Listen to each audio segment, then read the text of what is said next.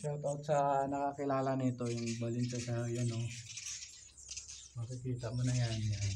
Ang dami. Pero, wow. Kailangan, pag nagpunta ka dito, naka-face mask ka. Kasi kung hindi ka magpe-face mask, baka hindi mo kaya yung amoy idol. Yung pinaka-ano niya. Parang mapanghi ba? Gaya nito idol. Ang dami nila oh. Yan, ang dami.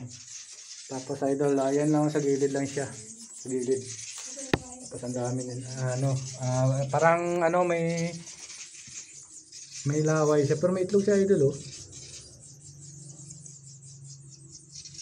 Ayun, di ba? May itlog siya. Ibig sabihin, dito rin sila nagpapadadami ng ano.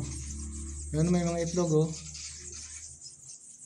Ito, siguro yung maliit na yan, yung mga sisiw. Yan. Ang galing no. Tapos kumukuha lang din ng mama ang pagkain ng ano nila, yung mama nila.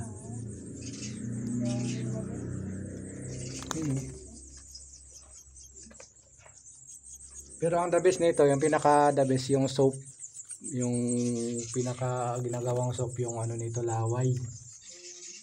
Yan, ginagawang soap. Pinaka the best yung ano niyan. Saka ito yung na-feature sa ano dati, sa GMA. Alright.